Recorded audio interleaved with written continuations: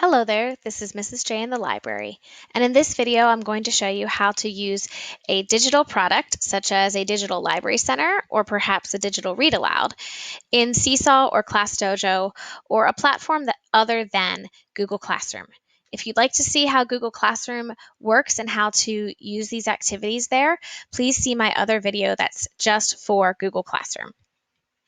So when you're posting something on another platform, you're trying to take something out of Google Slides or out of Google Docs and make it available elsewhere.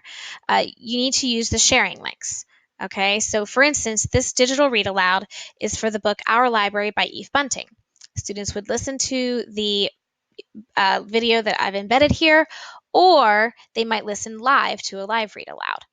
Then I want students to be able to create their own library card. So I want them to be able to have a copy of these Google Slides and then customize it with their name.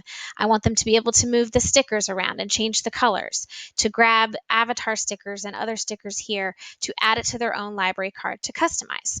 So because I need every student to have their own copy, I need to post that a little differently in SeeSaw.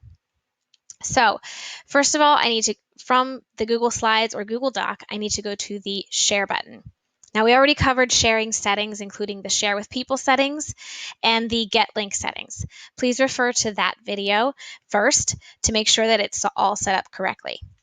All right, especially under the Get Link settings, make sure that it is set to anyone on the internet with this link can view, or better yet, anyone in your district with this link can view.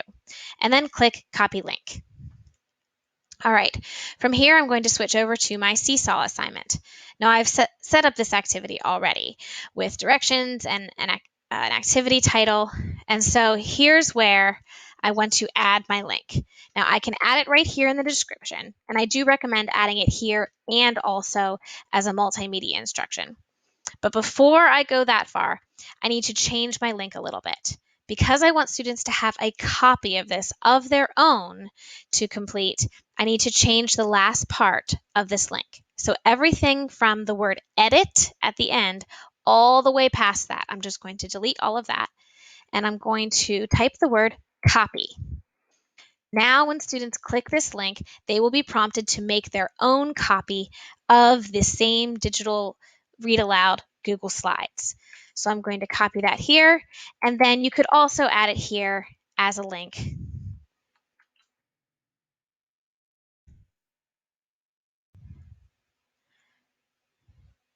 And now we're good to go. It will ask them to sign in, and that's just fine. All right, so there we go. So now I'm ready to save my activity, and it will be posted for students.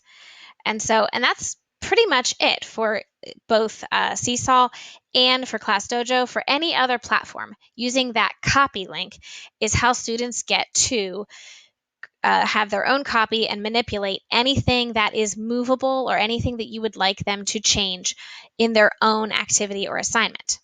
But what if you just wanted students to access something? For instance, some of the digital library centers like a Makerspace Center or the State Award Voting Center from the Google Classroom video. Those don't really need to be interacted with. You just need to view them and maybe click a link from time to time. In that case, the link that you want to use is just the regular view link.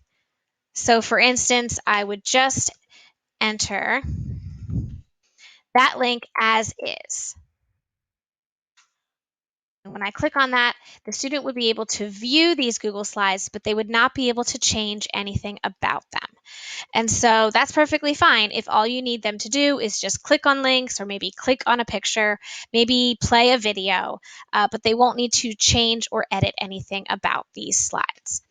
So I hope that was helpful to you in figuring out how to post and use any kind of digital product in SeeSaw, Dojo, or in other learning platforms that your district may use. Thanks for watching, and be sure to subscribe.